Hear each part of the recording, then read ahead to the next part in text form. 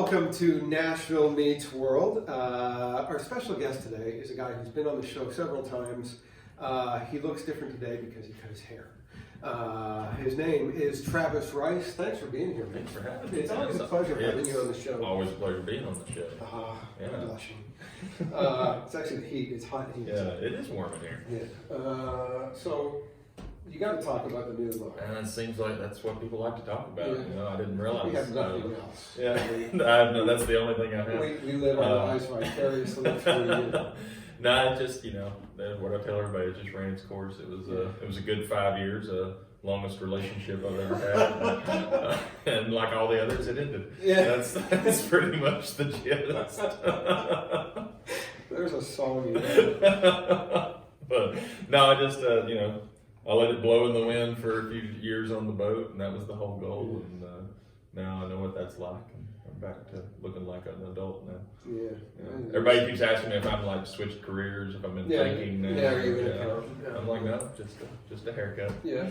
I was saying off camera that I had a mullet back in the '90s, and it was like really long back, so I always had to wear it in a ponytail. Right. And yes, I had a mullet, and but it was cool then. They're coming back. They're coming back too. There's no way I'll get away with it. Somehow they're coming back. Yeah. I still think it's a cool haircut, but nobody. I still think it's a haircut. Yeah. So yeah, there was one night and it was just so long, and I'm sitting there watching TV and it's brushing up against the back, and it's just like scissors and cut it off. And I had to go to the barber the next day and get it fixed. Yeah, I don't miss the neck sweats. Then I don't miss it in my nose. And the worst, actually, this happened early on. It didn't. I guess I just learned. It trained it to stay back a little bit or something. But when I first grew it out, it was always up here, seemed like, and I'd be singing, and I would inhale, and I would literally suck a bunch of hair down my throat, and have to pull it back. I mean, I don't know at the time. It was the first year probably that I was pulling hair, still connected hair out of my mouth.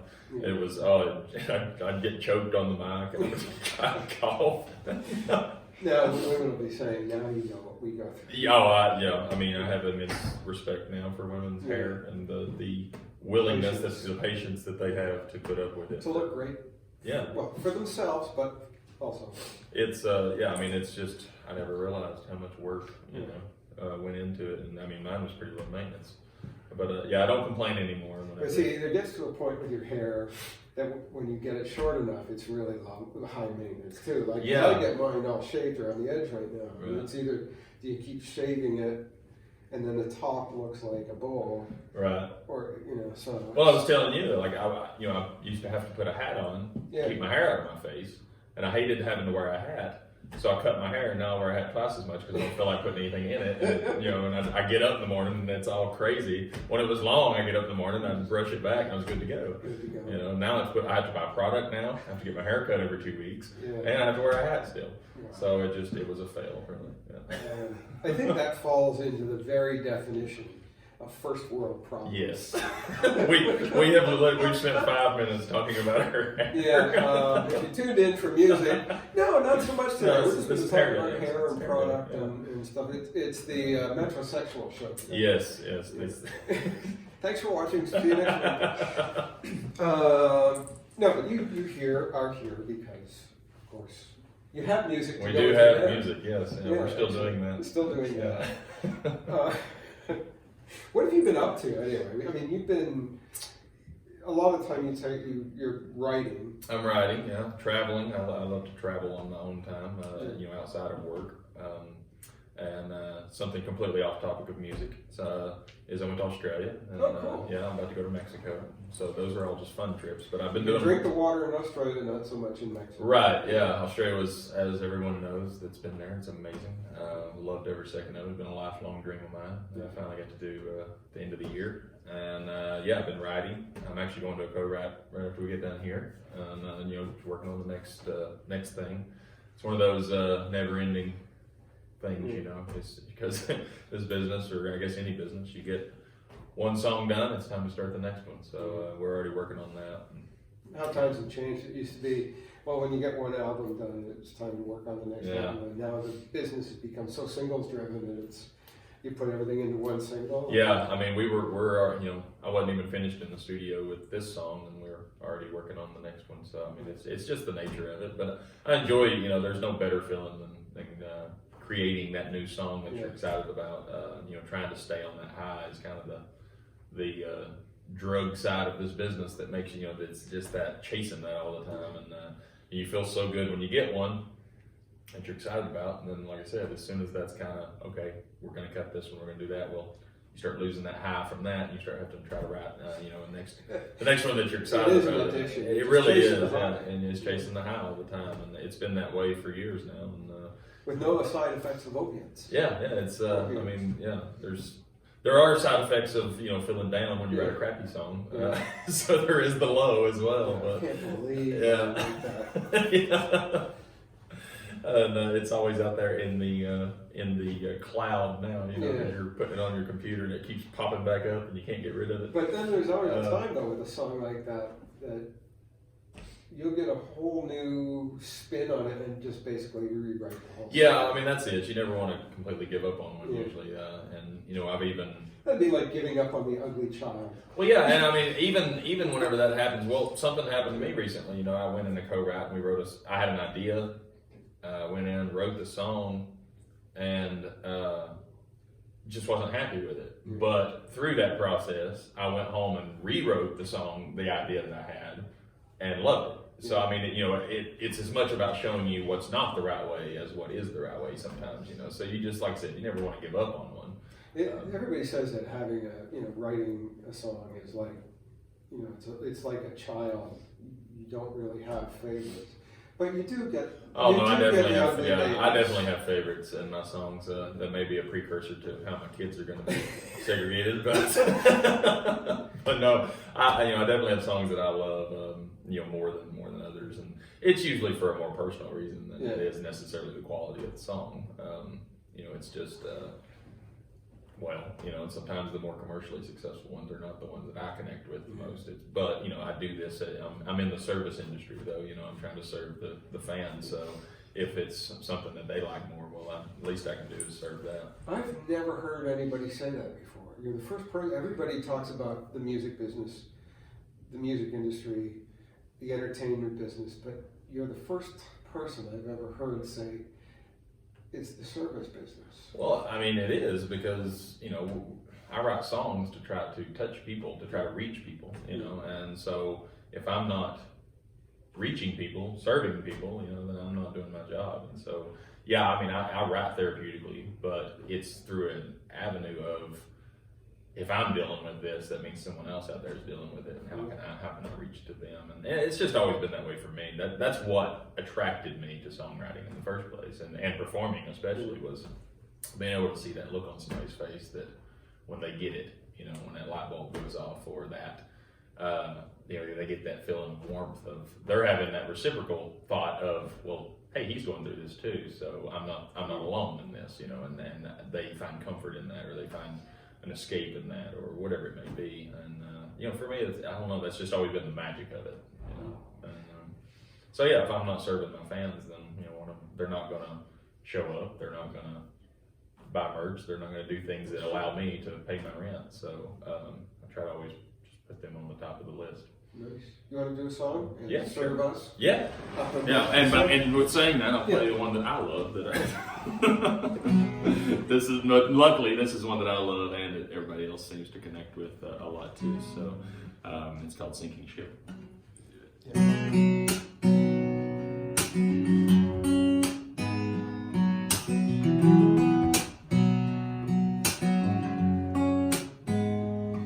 All the warning signs said, keep it in the bay, but I tossed off my lines and I sailed out anyway into an ocean full of uncertain waves. Now that I'm sinking, I guess I'm the only one to blame, 'cause the rescue ain't coming, my radio's fried, I'm taking on water, it's just a matter of time. There was only one raft, and you left it in, so I'm going down.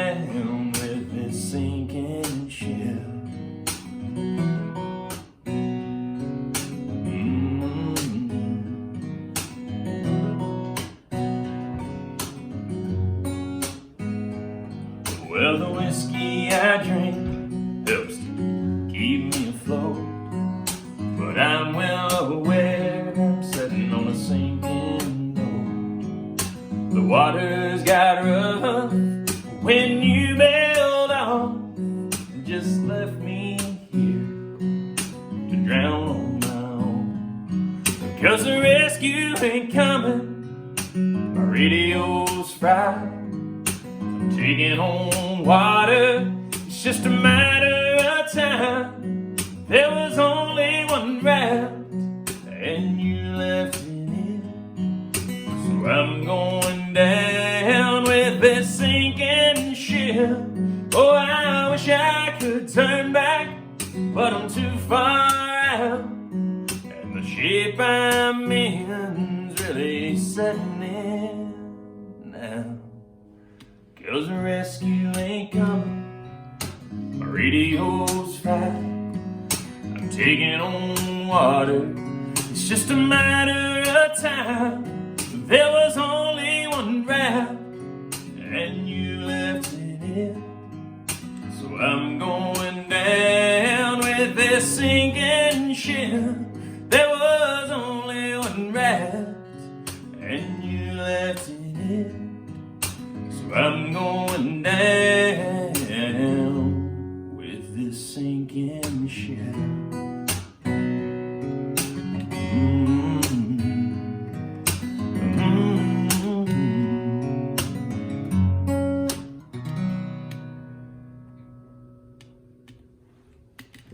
That is one of my favorites. Yeah, I'm glad. I love that song. I just, every once in a while you get lucky that your favorites, nobody else's too. We get a lot of requests for that one, and a lot of sweet messages on that one. Actually, we get a lot of people messaging and asking, hey, what's the chords to that? How do I play it? Which I mean, is very flattering, and they send us videos of them, singing, covering it. And I was actually, the coolest story, I guess, on that one was I was down at the Music City Center one time. I think it was coming into CMA Fest or something, and there was a guy like panhandling on the street. Playing your song. And they walked by, and he's playing that song, and I was like, what? And so I stopped, was like, hey man, and of course then he recognized me and like got up, we took pictures. It was a really surreal moment. Yeah, so those are the good days. Yeah, that's really neat. And you're thinking, are you going to pay me royalties? Are you paying your ASCAP fees? Yeah. Unfortunately, I wasn't thinking of that. I just, I was so blown away that somebody, had taken the time to sit down and learn the song and out there spreading the good words. Because I can only do so much on my own. So to have a few other people out there singing it, it's pretty powerful. That's how a lot of songs have been cut by big names. Yeah. Somebody like you has written it and. Somebody else makes it popular. They hear somebody singing it, and because they haven't heard it. Right. Well, with YouTube and all, you got so many people doing videos of songs, and it can just kind of go through the wormhole and come out on the other side of this completely different thing. Have you had any European fans do line dances to it? No, I've not seen that. Okay. Yeah, which I don't have a ton of line dancing songs I've learned. But they won't line dance to anything. Oh, okay. Well, I remember we used to go to this club, country club place back in the day, and my friend would always go up to the DJ and try to get me to play my music, and have him look it up. And it was a big line dancing place, and so that's when I learned I don't have a lot of line dancing songs because the DJ would listen to it and he'd be like, yeah, we can't line dance to that. And so I would have like one out of the whole thing, and so I need some two-stepping songs. Yeah, I used to work with Gord Bamford, who's big in Canada and Australia, and we got messages all the time saying, "We just choreographed a whole line dance for your new song," and send them the video. That's awesome. Yeah, it all comes from Europe. Yeah, I was looking at Spotify the other day, and I am getting, a larger part of our streams are coming from Australia, so maybe that's in the future we'll get some. Yeah, I tell you, our friends that watch in the UK and Ireland, or UK, Ireland, and all through Europe, man, they love the independent artists. Yeah. And so I think you need to go over there. If you think you should go over there too and send us a message and tell us where you're from and say that Travis needs to come. Yeah, and I've never been to Europe at all, and I would love to go. And obviously anywhere that wants to hear us, we're happy to come. But we'll talk about that because this is my last interview right here in Nashville because I'm moving to England and So you got to come over. Yeah, absolutely. And we'll get you into a few places. I'll come backpacking and bring my guitar There and you go. backpack and just rummage around like a college kid. That's a great way to start. I love that kind of Get the stuff. pubs and say, yeah. can I play a set for you? Yeah, I mean, shoot, that sounds like a blast. Yeah. Just kind of roaming around. That's kind of my speed anyway. Sweet. But yeah, that's what we did in Australia. We just took our backpacks and just up the coast, man, and it was so much fun. Were you there while the bushfires? Yeah, but we didn't see any of it. I was fortunate. I mean, yeah, we were right in the midst of it, like not in the area, but I mean in the time frame.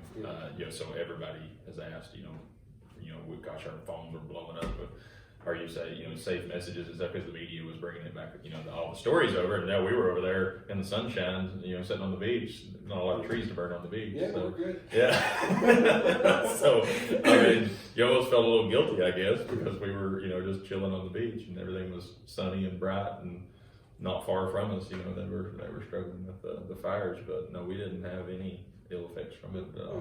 More recently, have you had all the texts and messages? Are you okay because of the tornado? Yes, which that's very endearing. And there again, fortunately, my house, you wouldn't even known anything happened. Some of my team wasn't quite as lucky, honestly, I would have slept through it if it hadn't been for my girlfriend waking me up, and then I heard the tornado siren off in the distance. I slept through it. I probably never would have known. I went to bed at 10 o'clock and it was off Western Kentucky. Yeah. Whatever. I went to bed. Well, and I just don't watch the weather anymore ever. And I couldn't tell you the last time I even looked at the weather. And I've become this I guess for lack of a better term, hippie that just doesn't really keep up with the world very much. I just kind of keep up. Sometimes, especially in the news climate today, that's a good thing. I've just become such a disconnect from so much of the it's funny because I used to be obsessed with the weather when I was a kid. I would watch it 15 times a day. Every time it was on, I was watching it, and now I'm the complete opposite. I look outside, I'm like, oh, it's sunny or it's raining, or that's my weather. News and political junkie. Yeah. I could care less now. Yeah, I mean not it's my product. yeah. Not my circus, not my monkeys. Well, sometimes I just I have struggled keeping my little circle straight, and so I try to focus and super serve that. And the music you're writing is all about the one-on-one relationship with you and girlfriends. Yeah. There's only one. Just wanted to make that clear. Past relationships. It's not about this is what's happening in the world. Yeah, I've never been much of a political writer, probably because I'm not much of a political observer. I don't really watch a lot of news, and I respect the people that can take all that information, sift through it, and create an interesting song. I believe that's called polishing the sound. it's just not what I've it's not been my muse or inspiration. I'm more of that emotional connection or reminiscent, and that's it's just been my wheelhouse, and I've not really fought that because like I said, it does start being therapeutic to me, and that I guess those are the things that I need therapy about. So that's where I spend most of my time. You want to do? You've got a new song coming out. I do. It's Friday. Yeah. What's the song? Well, this one, speaking of reminiscent and girlfriends, this one There's is only one. Yeah, it is just that. It's a rebellious kind of a up tempo fun song about just being young and wild and free and hitting the roads. It's called Running All the Red Lights, and it is that in every sense of the word. So. Excellent. You want to do it for us? Yeah. Wait. I can't wait to hear this one. I've not. Are you gonna do the camera thing again? I'm going to do the camera thing again, so okay. you'll get it later. You'll understand.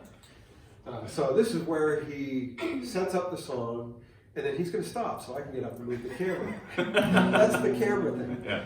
So set up the song. Okay. Well, yeah. I mean, like I said, it is literally just. I think it's a jam. It's it's the, just that look back into the days whenever all that mattered was fast cars and fast love and fast music, and and it's just breaking all the rules and loving every minute of it kind of stuff. Yeah. You want to do it for us? Yeah. All right. This is where we cut.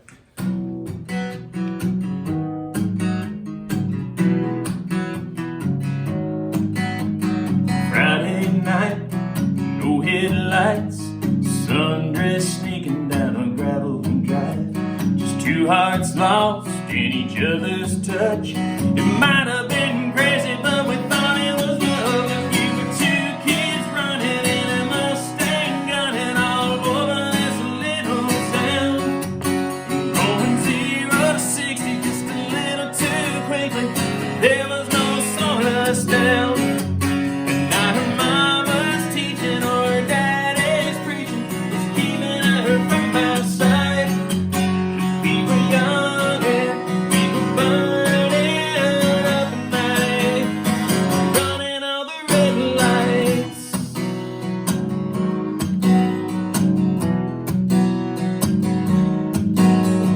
Took our time, we just didn't know how. Couldn't control, we couldn't slow down. So we let it go in the heat of the night and held on tight for another ride. 'Cause we were two kids loving in a Mustang, running all over this little town. Going 0 to 60 just a little too quickly. There was no slowing us down. Not her mama's teaching or daddy's preaching was keeping her from my side. 'Cause we were young and we were burning up the night, running all the red lights.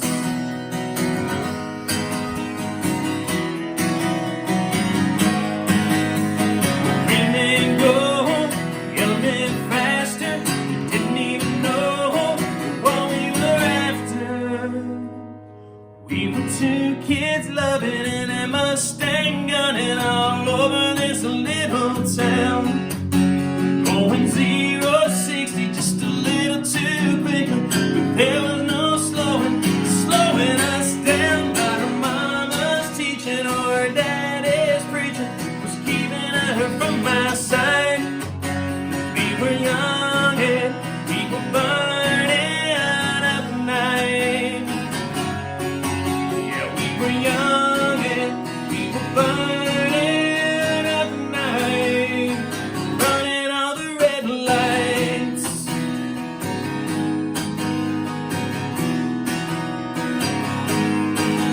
We were running all the red lights. I love that song. Thanks, man. That's a really good windows down. Oh yeah. Oh, I've been doing it for we've had it out or recorded for 2 months now. Yeah, and I've been just jamming it. Yeah. It's exciting whenever you get a song, that you would hope that a song that you write and produce and everything would come out and you like it. So it's nice whenever I can just crank it, forget it's me, and just hear the song for what the song is, and it's just a jam. And the Jeff, the producer, and Kenny engineered. All the session guys did, I think, just a perfect job of capturing the imagery of what I was trying to, between the lyrics of the song. And actually, I co-wrote that with Dave Ross and Steve O'Brien, and it just to capture, I think we captured it lyrically, but then they took that to the next level, and they got the music and all the production and everything to just really drive home that freedom, that rebellious, that windows down, not a care in the world, just breaking all the rules and not overthinking life, just, being, I guess, your primal instinct, and that's just to go fast and raise hell. There's a different version of that for when you get older. It's like you don't want to stop and sit at a red light when there's no other traffic. And it's just like, this light is wasting my time. I have a limited amount of time. Well, the basis of that is the same. You're like, okay, this is my life. This is the here and now. This is the only moment that matters. And you're like, I'm sitting at a red light. But I find myself being an old Jewish man. What's this Meshuggah? Red light, nobody's watching.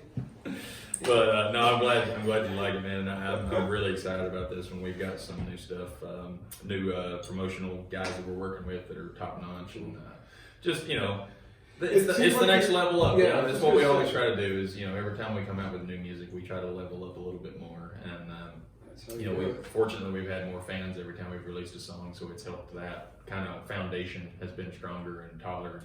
And it made the launch pad a little bit shinier and a little bit easier to get off of. And so that's the name of the game, is just keep upping our game. And I think this one I legitimately think this is the best we've ever put out. So hopefully everyone else agrees. So it's running all the red lights, Mm-hmm. and it drops Friday. So Yes. please go and get that. Get it on Spotify. Stream it like crazy. And if it's your style of getting music like it is mine, go and buy it.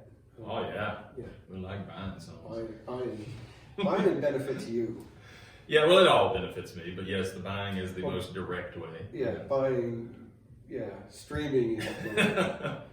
It comes around about Yeah, kind of. I always say stream it 2 million or 2 billion times, and it literally is that. For you to make any money at all, you need that many. Yeah, and that which is great, but whether you're downloading it, buying it, or stealing it, as long as you're listening to it, I'm happier than I would be otherwise. Don't say that. Don't say stealing it. We don't want that. Music has value. Bring Napster back. It's still out there. Well, but make it what it was. Really, I mean, were you in favor of that? Just being able to download music? Well, I mean, when I was 16 years old and I had access to every song in the world for free, I was a big fan of it. Yeah, I mean, now that I'm in the business, like I said, I'll take it over not listening to our music at all. Yeah. Honestly, because like I said, that trickles down. If people are hearing us, no matter how they're hearing us, I guess they don't we're spending gaining on other stuff. Yeah, we're gaining fans, and we're gaining, and we're that reach. It's all about that reach, So Cool. it just puts me on a bigger platform. The more people that are hearing the music, and it puts our songs on a bigger platform to be heard, and that is the name of the game at the end of the day. Yeah. Cool. You want to play Ask and Answer? Yeah, sure. I thought this was cookies. Yeah. I call it Nana's cookie jar, but it wasn't so much because there were cookies in it. Nana used to be in this. And then That is morbid. and then I needed something to put the questions in. So Nana had to go. Nana got flushed. Oh man. Well, she's spread. Yeah. She's made it to the ocean. She always liked to see anyway. Jeez. You will be missed. When are you leaving again? Usually people say, "Damn, I missed." Okay, reach in there, pull out a question, and read it. Oh man. Okay. One or two are you sentences. answering or am I answering? No, you're going to answer that. Oh, okay. They don't care about my answer. What's the most interesting thing that has ever happened to you playing a show? From Mary in Oxford, England. One of the coolest moments that we had was, I don't know if cool or interesting is the same thing. If you're wanting wow factor or shock factor, that may be different. But one of the coolest moments that I ever had was that it was early years. We were playing a show. We were opening for Colt Ford, and there were 4 openers, including us, and we were the first of 4 openers. And it wasn't like a festival, or it was a club date. So. Because he doesn't go until late. Yeah, he doesn't go until like 11. Yeah. We're starting at 8. Yeah. And so I'm like, there's not going to be, the door's not even open until 7:30 or something. And so I'm like, there's going to be nobody here, right? But I'm like, all right. And we're playing for free, of course. They're Wait for exposure. Yeah, that whole thing. And they're giving us all this, do not play list and all this stuff. Like, oh, you got this amount. It's like our first like major production show. And anyway, I'm just thinking, all right, we're going to go through the motions. It's going to be, whatever. Anyway, we get on stage at 8 o'clock, and this place is packed. Wow. And people are right up on the stage. I'm talking like grabbing my boots. Wow. And I'm singing my whole first album, essentially, which no one knows, especially not in Colt Ford's, repertoire. And because I'm, this honky from small town East Tennessee, that my music's borderline traditional, and he's out here doing this hip hop rap stuff, and so I'm like, we have no fans in common, I don't think. But anyway, we get up there and we're doing our thing, and within the first 30 seconds of them announcing me, and and I come out, this place just goes crazy. The roof comes off, and I know these people don't know who I am, but they don't care. They're just there for a good time, good music. And Anyway, so we start jamming, and I'm singing all these, ballads and stuff off my first album, trying to rock them up a little bit. And this whole front row of girls are all singing the song. Wow. And I don't think they know them. I think they just were mouthing, saying watermelon or whatever you do. But looking like the scene in the car from Wayne's World. Yeah. Where is it? Yeah, but they're all, just hands in the air, grabbing boots, trying to pull us off the stage into the crowd. I'm contemplating crowd surfing at this point. And they're just, it was the most energetic, most, not to be cheesy, but magical moment. Yeah. Then that's whenever I was kind of like, this is for me. I'm home. Whenever you saw feel, the equation. Yeah, when you feel that connection and that energy, and like I said, you could see it in their eyes. That I was singing this song that we have called "Live." That's pretty deep, and these college girls with drink cocktails in their hands are all just mesmerized on. They're having fun, but you can just see it in their eyes that they're soaking up every second of it. Cool. And we played, and then of course through that we went over our time limit, and they cut my microphone off. But I wasn't gonna walk off stage during that moment. I had them. That was the first time I ever had a crowd, and they were my crowd. Oh man, it was amazing. And I've always praised, I guess, Colt Ford for the crowd that he'd bring to shows, because I've talked to other musicians that have played with him and stuff. Yeah.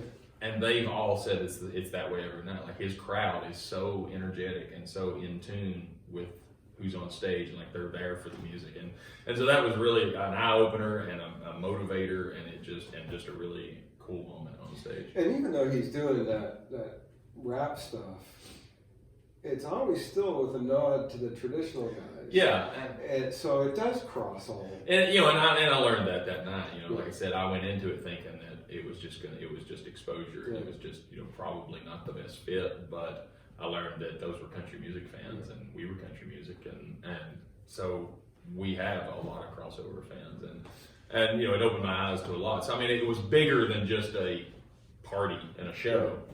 That's why it was the coolest moments, because it's lasted through the years as kind of that. It's what I go back to in my head of when you have those tough days of why am I wasting my time, or beating my head against this wall, and it's for moments like that. And that's a whole different. We talk about the songwriting high. That high is a whole different thing, and it's a whole other level. There's no feeling like it to me. And that's why we grind, and we put in the time, and we play all the empty clubs and all that stuff throughout the years to try to get to where we can get to a stage where we can do that every night, because that's magic. Yeah, and you bring that to the show every time, and I'm really thrilled that thank you came on the show today, and that you're my last national guest. Yeah, I appreciate it.